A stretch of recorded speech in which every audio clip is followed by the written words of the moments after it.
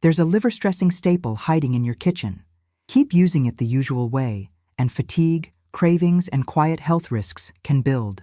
Stay with me for a clear, kitchen-ready fix that keeps flavor high and your liver protected. I'm going to start with a quick walk through a very familiar place, your kitchen. Think about your morning routine, the stack of pancakes that asks for a glossy drizzle, the coffee you tame with a silky creamer, the quick squeeze of ketchup on a lunchtime burger, the sticky glaze you brush over grilled chicken for that backyard barbecue flavor. These little touches feel harmless. They're comforting. They're part of a North American rhythm of convenience and flavor that many of us grew up with.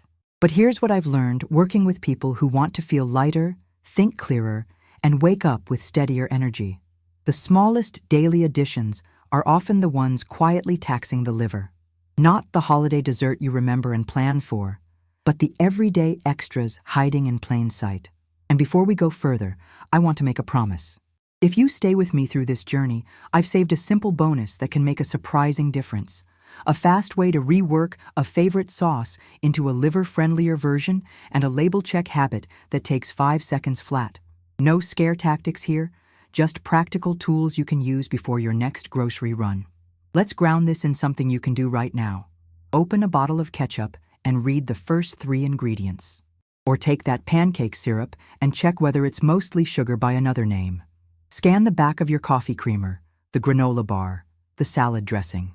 If the first words include syrup or a string of O's names, glucose, fructose, dextrose, what you're really looking at is added sweetness designed to hit quickly and keep you coming back. 1 teaspoon equals about 4 grams on the label. If a tablespoon of barbecue sauce shows 8 or 12 grams, picture 2 or 3 teaspoons of sugar per spoonful. That adds up before lunch. Here's the key idea we'll keep returning to. Quantity and method of preparation change everything. A tomato simmered down with spoonfuls of sweetener becomes a sticky glaze that clings to your food and concentrates with heat. A yogurt with fruit on the bottom can carry more added sugar than a scoop of ice cream, depending on the brand. A tall glass of iced tea that tastes only faintly sweet may still hold multiple teaspoons simply because the serving size is big. None of this means you have to ban flavor. It means you can choose it on purpose. I know how tempting it is to look for one villain you can throw out and solve the problem. That's not how the body works, and honestly, it's not how eating fits into real life. What strains the liver for many people isn't a single ingredient you taste once a month. It's the drumbeat of added sugars that ride along with otherwise ordinary meals. Breakfast cereals that paint themselves as heart-healthy, light dressings that make salads go down easier, bottled marinades that promise restaurant results in 10 minutes. These are smart, convenient products. The catch is the pattern. Small, repeated hits that the liver has to process day after day. Think about energy. If your mornings spike and crash, if you feel foggy by mid-afternoon, or if late-night cravings creep in, it's worth considering whether your hidden sweets are setting the rhythm. The liver doesn't complain out loud. It does its job silently, packaging, storing, transforming, until one day your annual checkup shows numbers that nudge you to pay attention. The good news is that small changes, reaching for whole fruit instead of juice, using acidity and spices for flavor instead of extra syrup, reading labels like a detective, can shift that rhythm within days. Let me illustrate with a simple swap. Say it's Saturday and you're making pancakes. You could drizzle a standard syrup and call it a treat, or you could top with warm berries, a squeeze of lemon, and a spoon of plain yogurt, maybe a light dusting of cinnamon. You still get sweetness, but it comes with fiber, micronutrients, and a slower rise in how fast it hits your system. The taste feels fresher, not cloying, and your liver gets a little breathing room. That's the kind of tweak that pays off, not because it's extreme, but because you can repeat it without effort. I'm not asking you to ditch favorite foods or live on rules. I'm inviting you to choose flavor with intention. Heat, acid, spice, texture. The kitchen is full of ways to make food satisfying that don't rely on a constant flow of added sugars. And if you do like a touch of sweetness, you can add it mindfully at the table instead of loading it during cooking.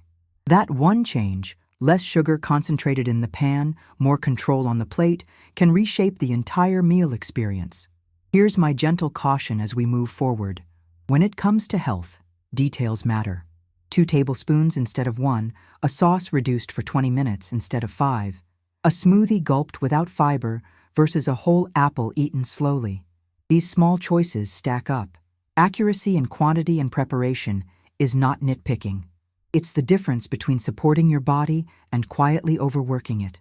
Keep that in mind the next time you reach for the squeeze bottle. We're going to unpack why certain sweeteners place a heavier load on the liver than others and how to spot them at a glance. Before we do, hold on to this. Progress does not require perfection, just honest labeling and consistent, easy swaps. The bonus I promised will tie it all together. Something you can cook, and something you can do in the supermarket aisle in seconds. The next tip is one of the most important, and ignoring it won't just limit your results. It may also bring serious side effects. I'll keep it straightforward and responsible. We just walked through the kitchen and noticed how small, everyday additions can stack up. Glossy syrups on pancakes, a creamy swirl in coffee, a tangy squeeze of sauce on the grill.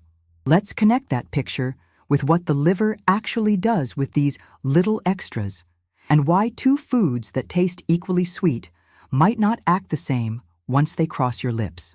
My goal is to make this simple enough to use and nuanced enough to trust, so you can cook confidently without rigid rules. Think of the liver as a 24/7 logistics hub. Almost everything you eat eventually checks in there for sorting and repackaging.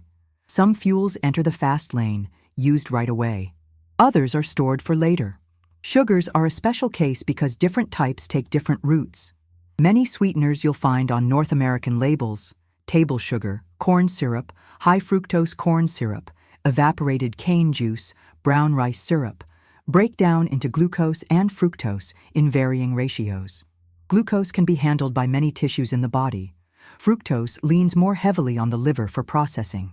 That doesn't make all fructose bad, but it does mean frequent concentrated hits of free fructose ask the liver to do more work, especially when fiber is absent. Here's a practical way to feel that difference. Imagine eating an apple versus drinking a glass of apple juice.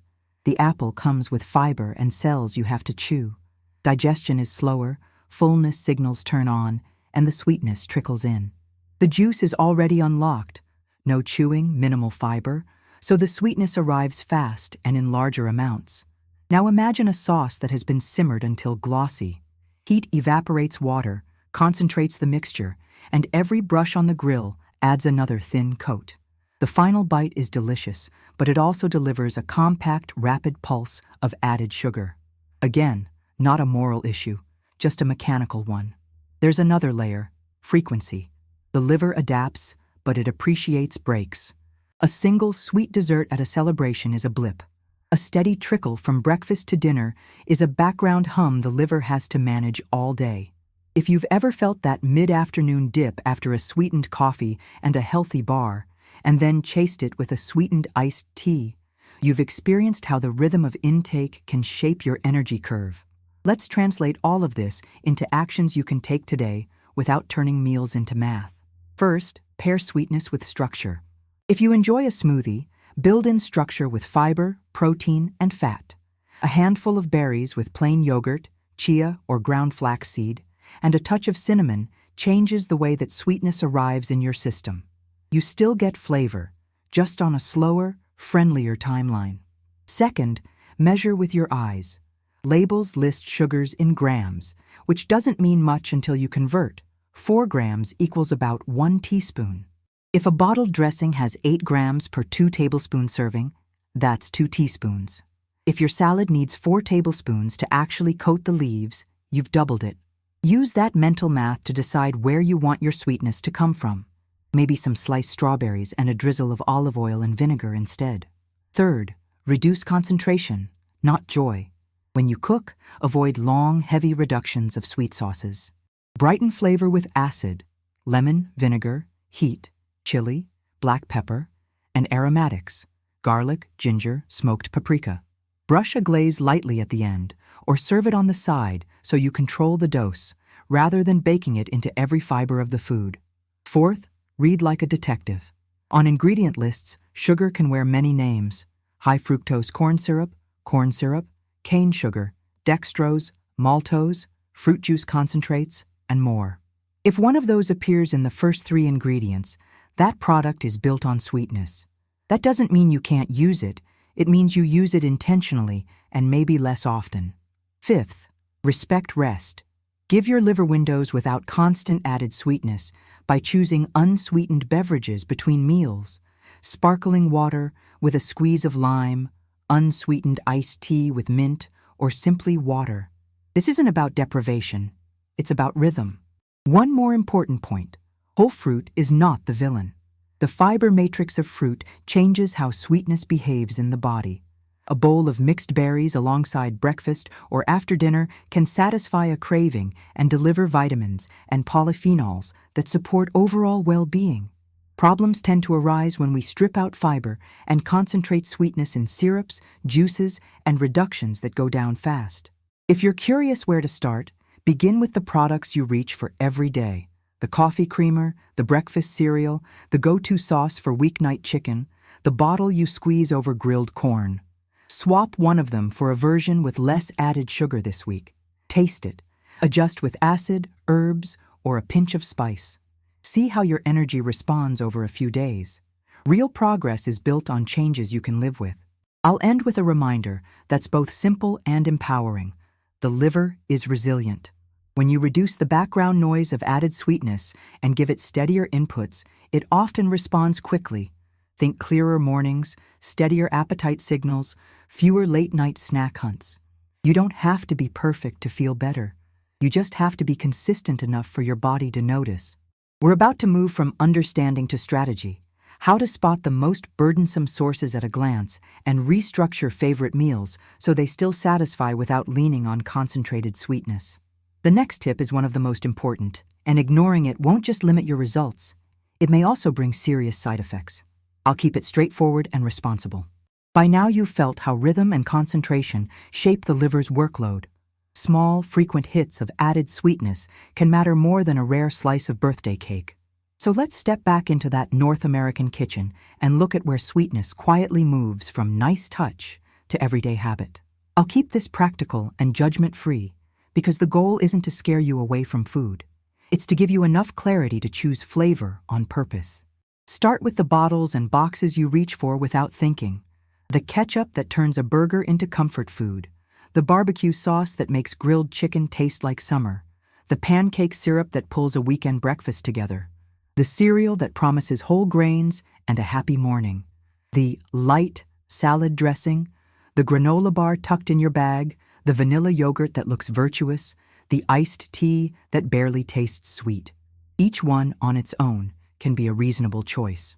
Together, they can layer more added sugars into a single day than you intended. That's not a moral failing. It's a labeling and habit problem.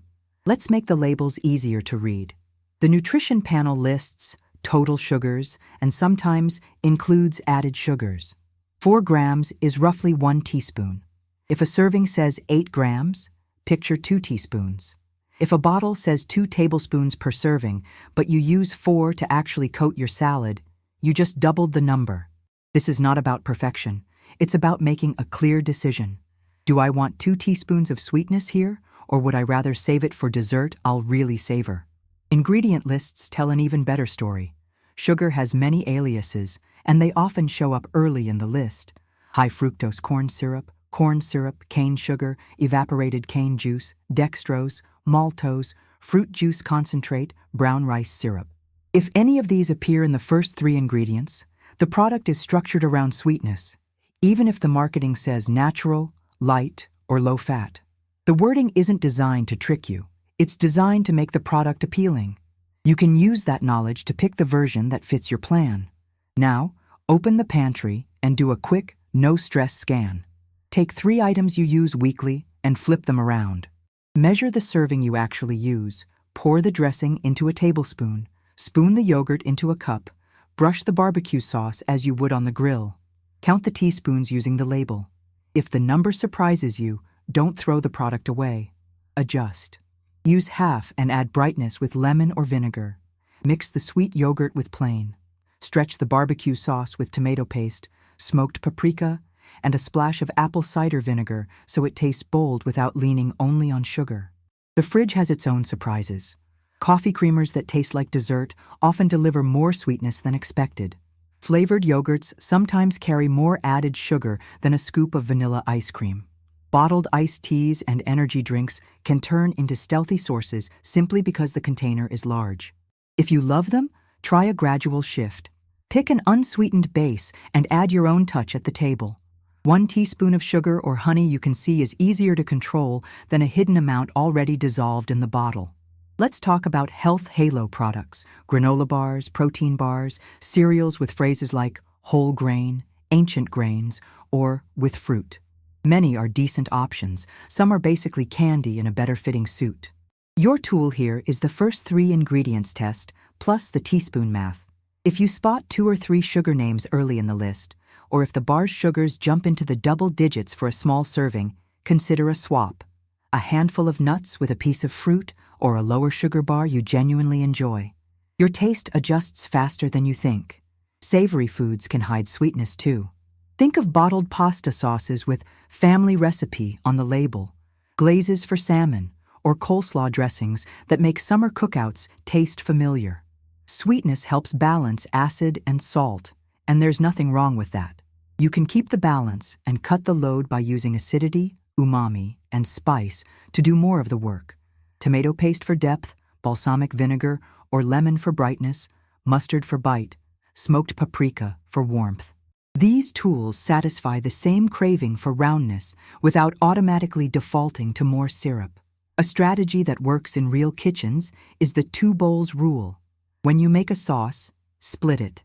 1 bowl stays bright and thin for basting. The other gets a light touch of sweetener for finishing. Brush the sweeter version at the very end, off the heat, so it coats instead of burning or concentrating. You use less overall and keep control of the taste. If the idea of measuring while entertaining stresses you out, pre-mix the finishing glaze in a small jar and remind yourself that 1 tablespoon equals about 3 teaspoons. That mental picture keeps portions honest without turning dinner into math class. We also need to zoom out. The biggest lever isn't a single product, but the pattern you repeat most days. If your breakfast has sweetness, consider dialing it down at lunch and dinner. If you love a sweet tea on a hot afternoon, enjoy it. Then choose water or sparkling water in the evening. Rhythm matters. The liver responds well to stretches of lower demand. Taste is trainable. Start by shaving a little sweetness instead of removing it all at once. Brew iced tea and add fresh mint or citrus peel. Mix flavored yogurt with plain 50-50. Choose cereal with less sugar and add sliced banana or berries for natural sweetness, which arrives wrapped in fiber.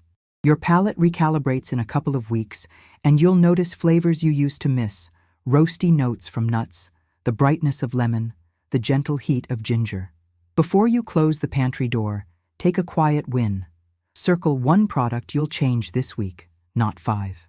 Replace the syrup with warm berries and a squeeze of lemon, swap the barbecue bottle for a quick homemade blend you season yourself, or pick a dressing with fewer added sugars and throw in fresh herbs. Small, repeated wins rebuild trust with your body, and the results tend to show up where you feel them first. Steadier mornings, fewer afternoon crashes, and a calmer relationship with food. The path forward is not deprivation, it's design. You can enjoy the same rituals with better ingredients and slightly different proportions, and your liver will thank you in the way it knows how, by getting on with its work smoothly and quietly. The next tip is one of the most important, and ignoring it won't just limit your results. It may also bring serious side effects. I'll keep it practical and measured. You've begun spotting where sweetness sneaks in. Labels that read sweeter than they taste, sauces that concentrate on the stove, everyday foods that add up before dinner. Now let's put your hands on the steering wheel where it matters most, the way you prepare and finish a meal. 2 recipes using the same ingredients can feel completely different in your body, depending on technique, timing, and portions. That's not a warning, it's an opportunity. Imagine 2 versions of the same chicken. In one pan, a sweet glaze simmers for 20 minutes until it's thick and glossy.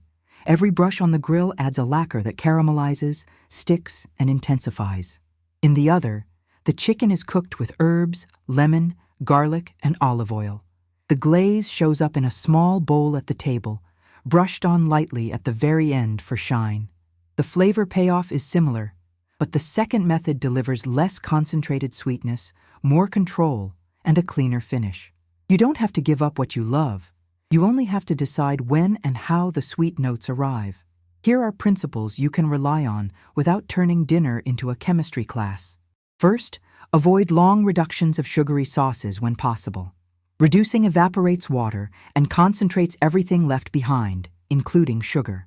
If you want body and gloss, borrow from texture. Whisk in a spoon of tomato paste, a touch of mustard, or a slurry of arrowroot or cornstarch to thicken without leaning only on sweetness. Keep the heat gentle and taste for balance.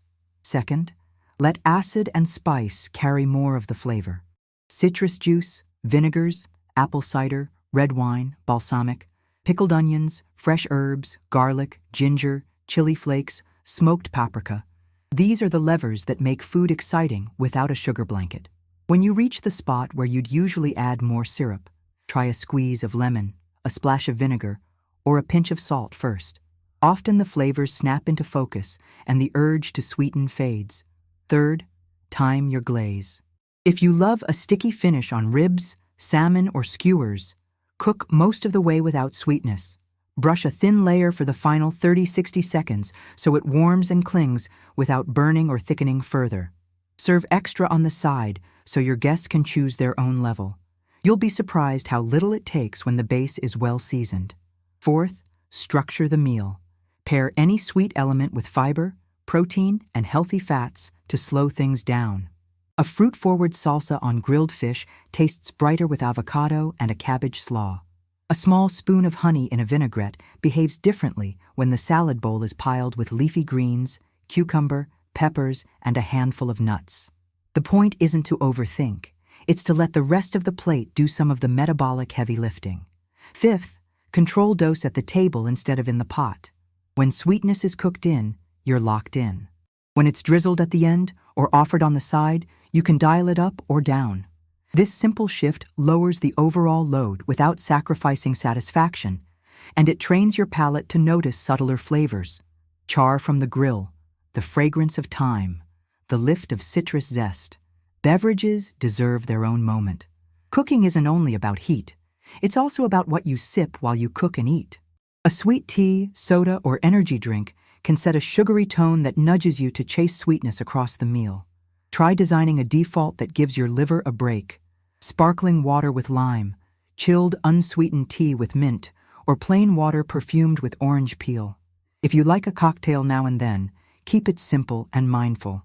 Splash of dry wine or a spirit with plenty of soda and citrus, and space it with water. That small change reduces background sweetness without making the meal feel austere. Breakfast and snacks can be re-engineered the same way. Instead of reducing maple syrup on the stove to thicken it, which concentrates sweetness, warm fresh or frozen berries with a squeeze of lemon until they burst and spoon over whole grain pancakes or yogurt. Stir cinnamon or vanilla into coffee instead of adding more creamer. Build a snack plate. Nuts, cheese, crisp vegetables, and a few apple slices so that natural sweetness shows up alongside protein and fiber. When you're cooking for a crowd, make the environment do some of the work. Set out bowls of citrus wedges, toasted seeds, chopped herbs, and a small jar of a tangy, lightly sweet sauce. People will season to taste, and you'll notice that a tablespoon stretches farther when it's treated like a finishing note instead of a base layer. If leftovers are part of your strategy, store the sweet components separately. The next day, you can decide how much to add back rather than inheriting yesterday's ratio. All of this leads to a bigger idea. Technique builds trust. Once you understand how reduction, timing, and plate structure influence the experience, you stop guessing and start designing meals that honor both flavor and physiology. Energy steadies, cravings quiet down, and you're more likely to stick with habits that feel good. The liver does not need grand gestures. It responds to thoughtful, repeatable choices. Take one dish you love and run a quick experiment this week. Cook it the usual way and note how much sweetener goes in and how you feel after eating. Next time, shift the sweetness to the end, add acid and spice earlier, and thicken without concentrating. Compare the taste, the portion you naturally choose, and the way your body feels a couple of hours later. The difference is often obvious and encouraging. You're not giving up comfort or celebration. You're reclaiming control over how sweetness shows up in your life, and that control adds up quietly in better mornings, clearer thinking, and meals you enjoy without second-guessing. The next tip is one of the most important, and ignoring it won't just limit your results, it may also bring serious side effects. I'll share it with the same calm, evidence-informed approach so you can use it right away. You've seen how cooking methods steer flavor without leaning on heavy reductions, and you've started to notice how small choices add up over a day. Now I'd like to hand you the simple controls that decide whether sweetness is an occasional accent or a constant background hum your liver has to manage. This is where results become consistent, not because you cut everything you love, but because you measure what matters and repeat it calmly. Begin with dose. The label lists sugars in grams, which feel abstract until you translate them. 4 grams equals roughly 1 teaspoon. When a yogurt shows 12 grams of added sugar, that's about 3 teaspoons. A barbecue sauce that lists 8 grams per tablespoon delivers 2 teaspoons in a single brush if you're generous. None of this is bad by itself. The point is to make the amount visible so you can place it where it makes the most sense for you. Frequency is the second lever. Imagine your day as 3 meals and 2 snack windows. If each moment carries added sweetness, a sweetened coffee at breakfast, a cereal bar mid-morning, a bottled dressing at lunch, an iced tea in the afternoon, a sticky glaze at dinner, you've built a steady drip your liver handles from morning to night. Try a different rhythm. Choose one anchor moment for added sweetness you truly enjoy and let the others lean on acidity, spice, herbs, and texture. You'll still feel satisfied, but the background noise softens. Make this practical with a 5-minute kitchen audit. Open the fridge and pantry and pull out the 6 items you use most. Your coffee creamer, breakfast cereal, yogurt, go-to sauce, favorite dressing, and a beverage you drink often. Flip them over. Read added sugars, convert to teaspoons, and write the number on a small piece of masking tape right on the front of the package.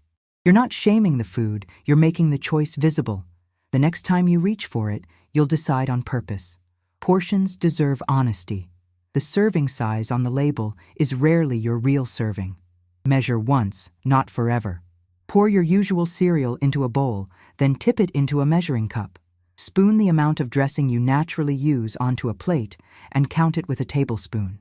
If your 2 tablespoons are actually 4, you've doubled the dose without noticing. The fix is simple. Use half and add lemon, vinegar, or chopped herbs to fill the flavor space, or switch to a thinner, Tangier dressing that coats more with less. Let's sharpen your eye for ingredient lists as well. Added sugars often wear names like high fructose corn syrup, cane sugar, dextrose, maltose, invert sugar, fruit juice concentrate, or brown rice syrup. A quick rule of thumb: if a sweetener appears in the first 3 ingredients, the product is built on sweetness. That doesn't forbid it, it invites intention. Maybe you keep it for weekends, or you use a smaller portion and bolster flavor with mustard, chili, citrus, or tomato paste. Because beverages are easy to sip quickly, they have an outsized effect on daily totals. Consider a simple swap system. Pick a default unsweetened drink, sparkling water with lime, chilled herbal tea, or plain water, and allow yourself a measured sweetness ticket once a day when you want it most. Pour your own sugar or honey so you see the amount, rather than letting a bottled option decide for you. This single change often stabilizes energy and appetite surprisingly fast. Restaurants and social events bring their own patterns. Sauces can arrive already reduced and glossy. Dressings can be sweeter than you expect. Ask for dressings and glazes on the side and taste the food first. You may find that a squeeze of lemon and a pinch of salt is enough, with just a teaspoon of sauce for accent. If you're grilling at home, adopt the split bowl habit. Keep a savory, unsweet base for most of the cooking and a lightly sweet finish for the last minute. You'll use less without losing the finish you enjoy. Now bring frequency and dose together with a weekly rhythm that's doable in real life. Choose 2 sweet-forward days, say a Saturday brunch and 1 weeknight dinner, and design the rest of the week around fresher, brighter flavors. Prep helpers you can grab fast: a jar of tangy vinaigrette, a pan of roasted vegetables, a citrus herb rub for chicken or fish, and a quick tomato mustard sauce that thickens without long reduction. When the building blocks are ready, you're less likely to lean on a sweet shortcut. If you like numbers, set gentle guardrails rather than hard rules. For many people, keeping added sugars modest at most meals and saving a visible, measured treat for one moment of the day is enough to notice steadier energy. If you prefer to avoid counting, let the label tape system guide you. When the front of the bottle tells you a tablespoon equals 2 teaspoons of sugar, your hand naturally adjusts. One more nuance: whole fruit plays by different rules because fiber and intact structure slow down how sweetness arrives. If dessert feels incomplete without something sweet, try a bowl of berries with plain yogurt and toasted nuts, or apple slices with cinnamon and a smear of peanut butter. The experience satisfies the same craving with a different metabolic footprint. Finally, adopt a 5-second label habit you can use in any store aisle. Step 1. Glance at added sugars and convert grams to teaspoons by dividing by 4. Step 2. Scan the first 3 ingredients for sugar names. Step 3. Check the serving size against how you actually eat or drink it. If any of those look higher than you want, you've got 2 choices: put it back or buy it and use a smaller measured portion while you build a lower sugar alternative you enjoy. This isn't a diet. It's a design for everyday eating that respects both pleasure and physiology.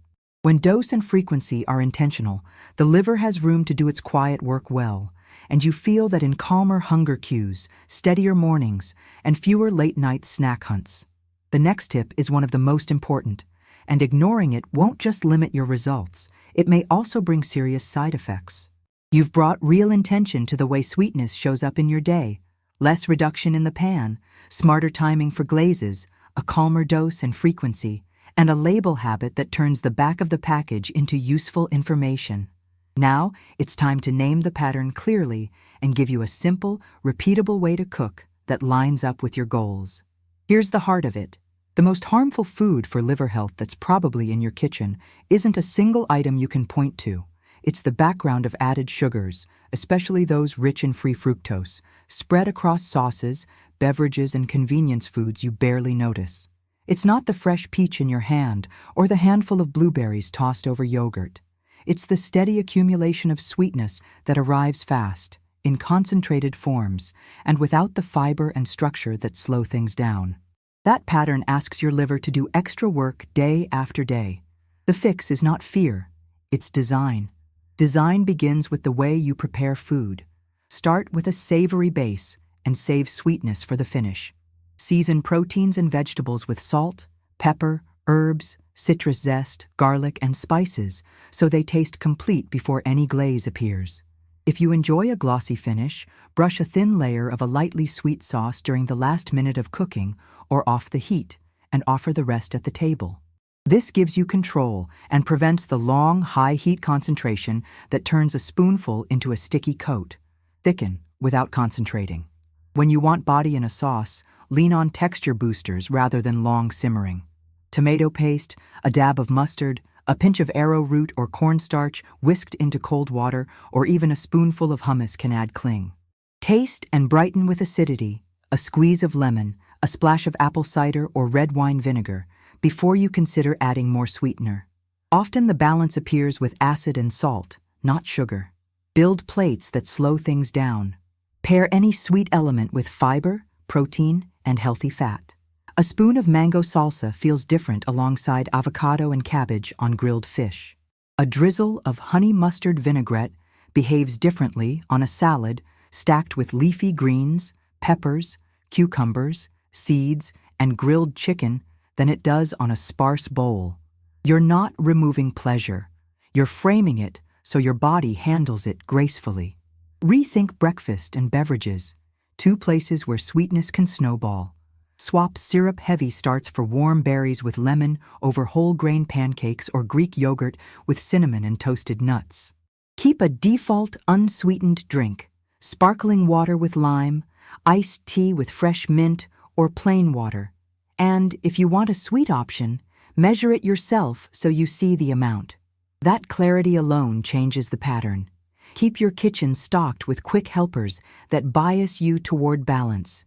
A jar of tangy vinaigrette, olive oil, vinegar, mustard, garlic, a spice rub you love, roasted vegetables ready to toss into bowls, and a simple tomato-based sauce that skips the long reduction will cover most weeknights. When the building blocks are ready, you won't need to reach for a bottle that leans on corn syrup to do the heavy lifting. It's also time to deliver the promised bonus, because simple tools make consistency easy. First, a fast HFCS-free barbecue glaze you can make in 10 minutes. In a small saucepan, combine 1 cup tomato puree, 2 tablespoons apple cider vinegar, 1 tablespoon Dijon mustard, 1 teaspoon smoked paprika, a pinch of cinnamon, 1 grated garlic clove, a small pinch of salt, and 1 to 2 teaspoons of honey or a mashed soaked date for light sweetness. Warm gently for 3 to 5 minutes, no long boil, no heavy reduction, and taste for balance. Brush it on at the end or serve on the side. It brings the same backyard flavor without leaning on concentrated syrup. Second, a 5-second grocery habit that saves you time and guesswork. Step 1. Glance at added sugars and divide by 4 to see teaspoons. Step 2. Scan the first 3 ingredients for sugar names: high fructose corn syrup, cane sugar, dextrose, maltose, fruit juice concentrate. Step 3. Compare the serving size with how you'll actually use it. If the numbers feel higher than you want, choose a lower sugar version, or plan to use a smaller portion and boost flavor with acid and spice. This micro-habit works in any aisle and turns shopping into a confident, fast decision instead of a puzzle. Let's put it all together in a day that feels normal. Breakfast could be Greek yogurt topped with berries, chopped nuts, and a shake of cinnamon, plus coffee with milk or cinnamon instead of a dessert-like creamer. Lunch might be a big salad dressed with a tangy vinaigrette, a squeeze of lemon, and slices of grilled chicken, with a sparkling water on the side. Dinner could be roasted vegetables, a piece of salmon or chicken seasoned with herbs and citrus zest, and that HFCS-free glaze brushed on just before serving. If you want something sweet later, a piece of fruit or a small square of dark chocolate enjoyed slowly does the job without turning the day into a sugar loop. Here's the encouraging truth: the liver is resilient. When you give it breathing room, less concentrated sweetness, clearer portions, sensible timing, it responds. Energy evens out, cravings become less pushy, and the kitchen becomes a place where you enjoy both flavor and well-being. You're not chasing perfection. You're choosing a pattern that suits your life and nudges you toward feeling better more often than not. If this guide has helped you see hidden patterns and offered a path that feels doable, share it with someone you care about. Leave a supportive comment, and take a moment to save these tips so you can come back to them. Small, steady changes compound. Your kitchen can be the friendliest place in your health journey, familiar, flavorful, and aligned with how you want to live. The next tip is one of the most important, and ignoring it won't just limit your results, it may also bring serious side effects.